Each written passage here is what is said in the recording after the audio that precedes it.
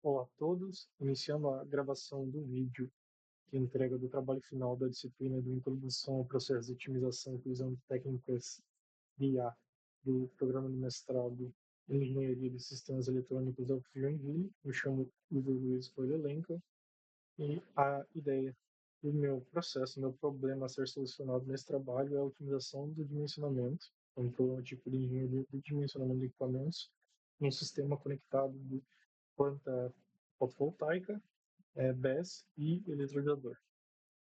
Um problema de dimensionamento com objetivo de geração de hidrogênio.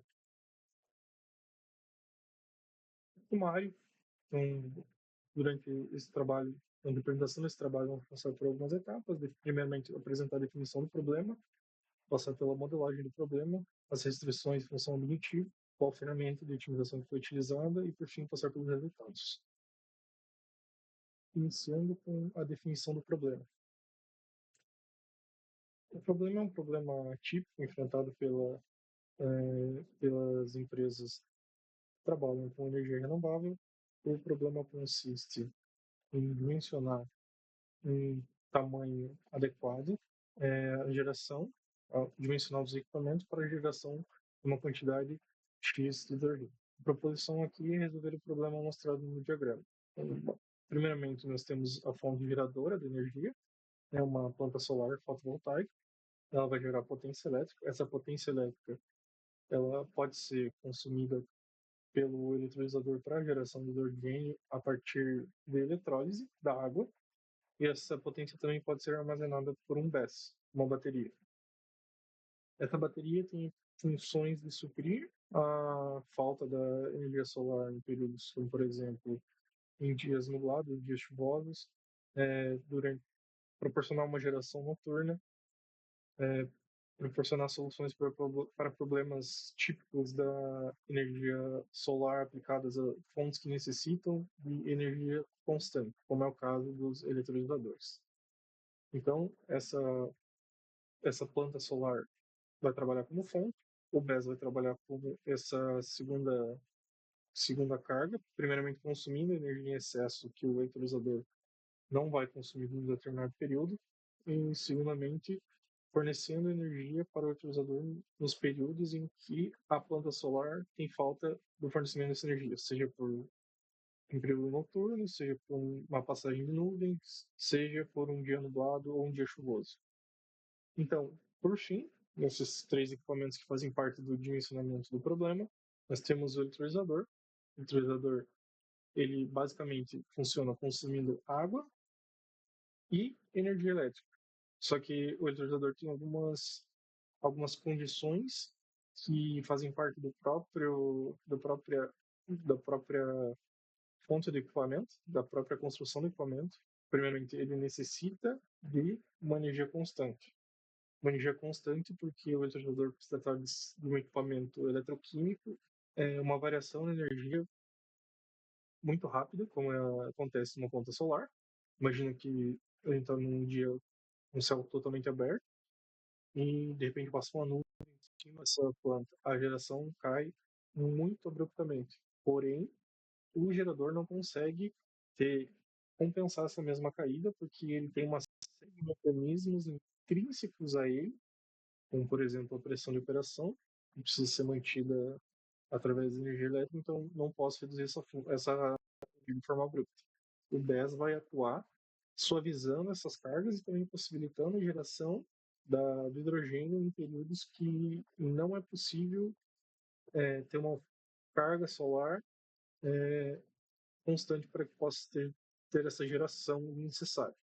Para a formulação desse problema, foi criado um cenário hipotético em uma fábrica que precisa consumir hidrogênio como insumo. Então, diariamente, a fábrica precisa consumir 50 kg de hidrogênio, e essa disponibilidade tem que ser de 100%, ou seja, todos os dias durante o período estipulado, precisa ter um fornecimento de 50 kg de hidrogênio. Porém, um outro backup para essa planta também tem um tanque que está com capacidade fixa de 100 kg, supondo que a planta não consegue, por diversos motivos.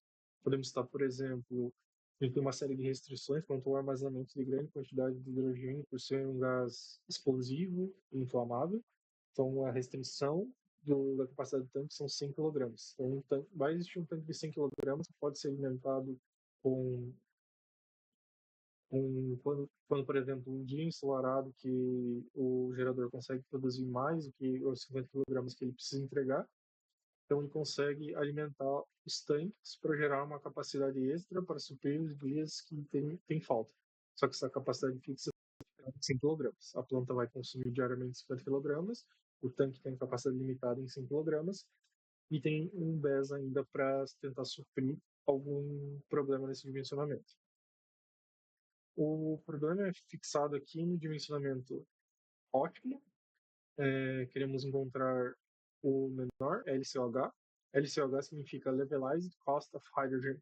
Então, é o custo normalizado de hidrogênio. A gente utiliza esse custo nivelado para conseguir, de uma maneira palpável, conseguir estimar o custo de cada subsistema, de operação de cada subsistema, no preço final da molécula que vai ser fornecida para o cliente.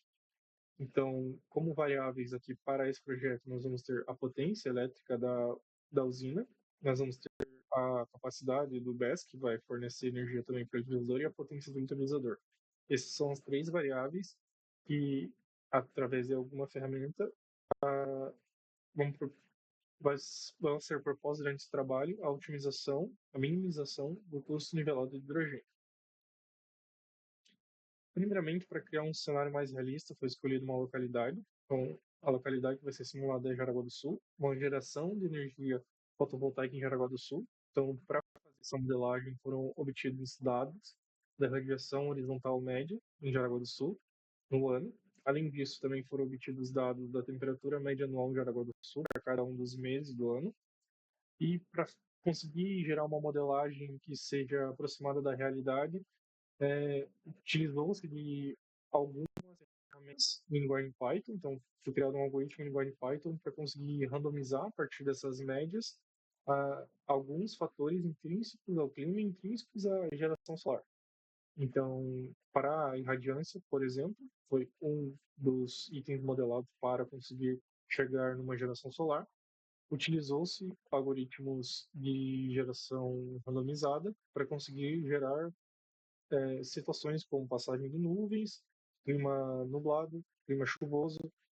Então, basicamente, foi o primeiro passo para otimização foi gerar um algoritmo em Python que fizesse a modelagem do clima com as considerações mostradas aqui, e também randomizando alguns itens, mas todos eles fixos a uma também randomização.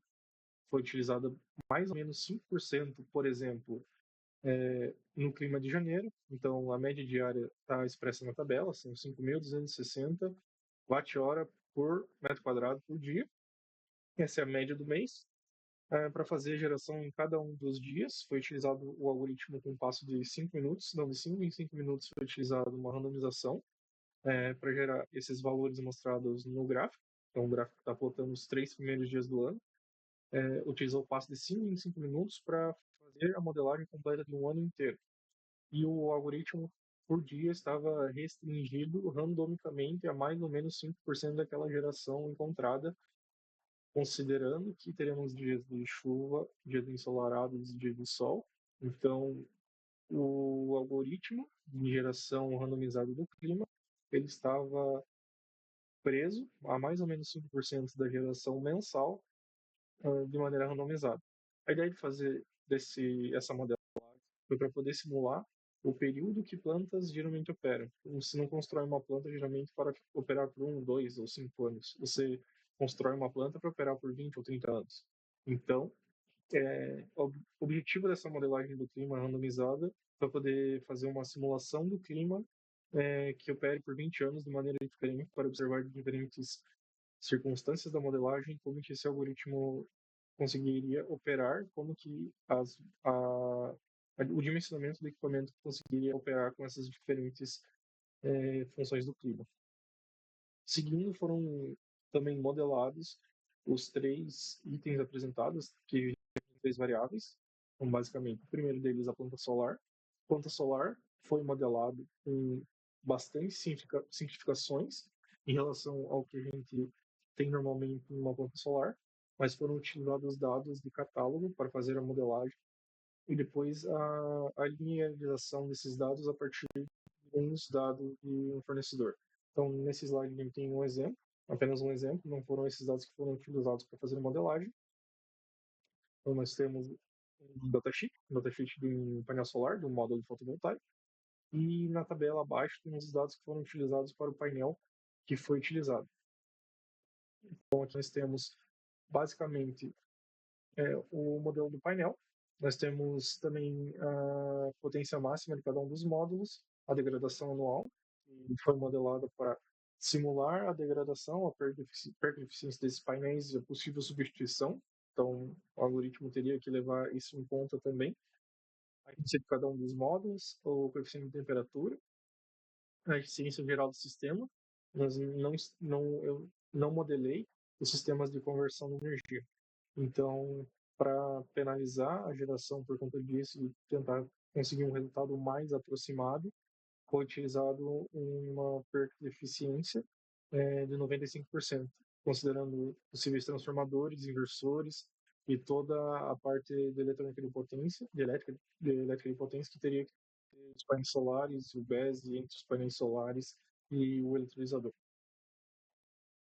Além disso, aqui só trazendo o valor do NOT, que é utilizado para calcular também a degradação por conta da temperatura, a perda de eficiência por conta da temperatura, e o CAPEX da planta foi modelado como sendo $250 por quilowatt. Seguindo, para a modelagem do BESS, foi utilizado o mesmo procedimento para fazer a modelagem do BESS, então foi utilizado um dado de catálogo. Aqui, novamente, trouxe apenas um exemplo do dado de catálogo de um BESS. E na tabela abaixo as variáveis que foram levadas em conta para fazer a modelagem do sistema do BESS. Então, temos o CAPEX, $380 por kWh, OPEX, são os valores que são utilizados para manutenções e etc., são $15 kW por ano. A eficiência do sistema, novamente, eu não modelei todas as conversões que acontecem dentro do BESS, então, para finalizar o sistema do BESS, por conta disso, eu utilizei um fator de 25%. A vida útil em ciclos, a vida útil no calendário, o DOD máximo, a degradação anual também do BESS e o C-rate típico do BESS. Seguindo agora, explicando simplificadamente como funciona um eletrolisador. Então, um eletrolisador é uma fonte que consome corrente contínua. A partir do consumo dessa corrente contínua, mais o consumo de água ultrapura, nós temos a separação da molécula da água em oxigênio e hidrogênio. Nesse caso aqui, trouxe uma imagem apenas para exemplificar, um diagrama simplificado de um gerador. Além do PEN Electrolyzer escrito na tela aqui, que é basicamente a stack do sistema, o coração do sistema, e foi o que foi modelado. Nós teríamos todo um BOP e todo um consumo de energia também na outra parte. A outra parte do sistema, o BOP, não foi modelado. Foi somente a stack, e as fontes de conversão, como explicado anteriormente, também não foram modeladas. Então, basicamente, nós temos a geração de oxigênio, que nesse caso não seria aproveitada, e a geração de hidrogênio seria a restrição do problema. Passando, então, para explicar a modelagem do eletrolisador, foi seguido mesmo o procedimento que foi utilizado tanto para o BESS quanto para a fonte solar. Então, foram pegos os dados de catálogo e, baseado nisso, algumas variáveis foram pegas e linearizadas para conseguir uma otimização, uma simulação do sistema mais rápida. Então, um consumo específico, a faixa operacional, que também entra como uma restrição no nosso problema, 10 a 100%.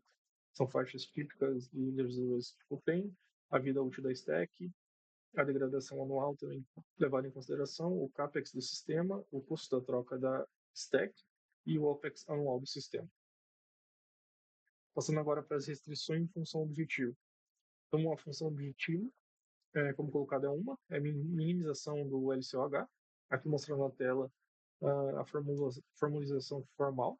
Formalização formal, não existe essa palavra, mas a formalização da função objetivo. Então, minimizar o LCOH. Só mostrando como foi modelado o LCOH. basicamente é o CAPEX com um fator de amortização anual colocado como CRF, mais o OPEX dividido pela produção média anual de hidrogênio. E aqui algumas das restrições que foram trazidas pelo projeto, a formalização delas. Então, o hidrogênio produzido por dia mais o hidrogênio no tanque no dia anterior, ele precisa ser maior do que 50 kg por dia. O tanque está limitado na faixa entre 0 a 100 kg. E as variáveis que foram modeladas são a potência da ponta solar, a capacidade do BESS e a potência do eletrodizador. Só para explicar novamente o porquê da potência de um eletrodizador, o porquê da potência da planta solar. Se tivermos uma planta solar com uma potência maior, ela vai conseguir alimentar o eletrodizador com uma potência maior também. Então você consegue aproveitar a faixa do dia que você tem uma irradiação, uma irradiância. Então você não precisa de um BESS para conseguir armazenar o excesso da energia produzida por uma planta solar. Então essa minimização com essas três variáveis é um resultado, resulta em uma modelagem complexa e não linearizada. Classificação do problema rapidamente. Então, o problema abordado, como já comentado, pode ser classificado como um problema não linear, monoobjetivo e com restrições variáveis contínuas. Não linear por quê? Porque as relações entre potência gerada, consumida, temperatura, eficiência, degradações, custos, LCOH e outros itens que também foram modelados, não estão expostos aqui apenas para simplificação, mas estão dentro do algoritmo em Python, eles não são lineares, essa relação não é linear. Ela pode ser colocada como modo objetivo porque ele tem apenas um objetivo, que é minimizar o LCOH. Então, temos múltiplas restrições, como já apontado, o hidrogênio mínimo fornecido diário, o tamanho do tanque é limitado, é uma restrição fixa, o tamanho máximo para cada equipamento é definido, como nós vamos mostrar nos próximos slides, e as variáveis, temos três variáveis para essa problemática, a potência da planta solar, a capacidade do BESS e a potência do eletrodizador. Falando um pouco das variáveis, então são três variáveis: a potência da planta fotovoltaica instalada, a capacidade da bateria e a potência nominal do eletrodizador. E as restrições estão expostas na tela. As restrições foram colocadas apenas para que o algoritmo não tenda a cenários que são impossíveis e que não fazem sentido, como uma planta solar gigantesca, porque o custo dela é menor. Só que eu não modelei dessa maneira o espaço. Em muitos casos, a restrição típica para planta solar. Você não tem um espaço muito grande para colocar uma planta solar, por isso que você acaba optando por um BESS. O eletrizador, a solução de mercado, é um equipamento de difícil acesso. A potência mínima do eletrizador também que foi colocada para o algoritmo já não tender a uma solução que apresente uma potência zerada para fugir já desses casos. Então, essas restrições nas variáveis também foram colocadas com o objetivo de que o objetivo, a minimização tenda a ser mais suave. Como ferramenta de otimização foi utilizado um algoritmo genético. Aqui na tela estou mostrando os parâmetros utilizados dentro do PyMo. É uma biblioteca de Python utilizada para fazer a otimização.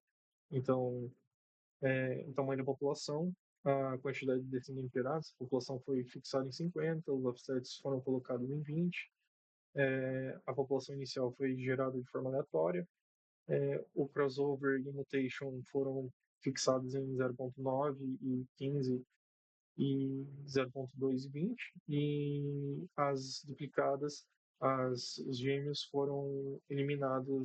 são eliminados em cada geração.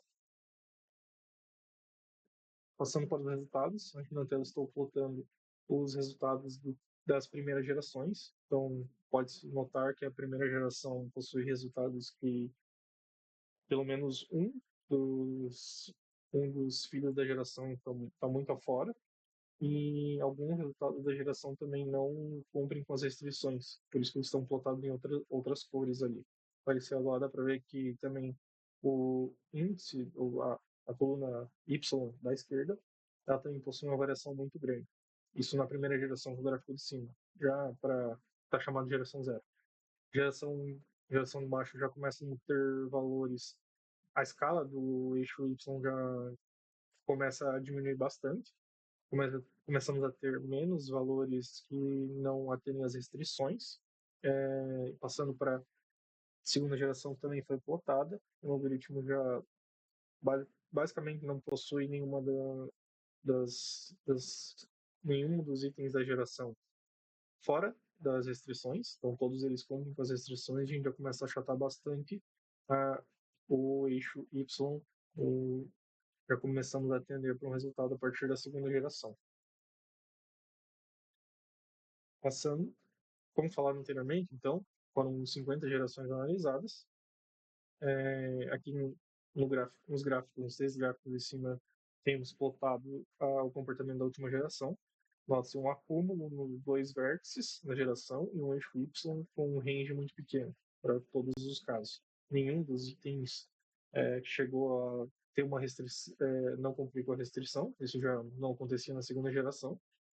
E no gráfico de baixo temos a análise dos melhores filhos de cada geração. Então, partindo da primeira geração, chegando até a geração 50, nota-se que o range também do Y não é um range tão alto, então a otimização, o primeiro filho da geração, a primeira geração já teve um filho muito bom, e a geração tendeu a se achatar ali, a linearizar a partir da 10ª geração, então teve uma convergência muito rápida para esse ótimo, pode ser com certeza um ótimo local. Outras análises precisam ser feitas para avaliação de se esse é um ótimo local ou não. E aqui na tela só colocando qual foi o resultado depois dessa análise. Então a melhor solução encontrada ficou com um LCH de $5 por quilograma. A potência fotovoltaica instalada foi de 2,5 MW praticamente. O BESS foi de 300 kWh. E a potência do eletrolysador instalada foi de 656,25 kW. E é isso. Muito obrigado.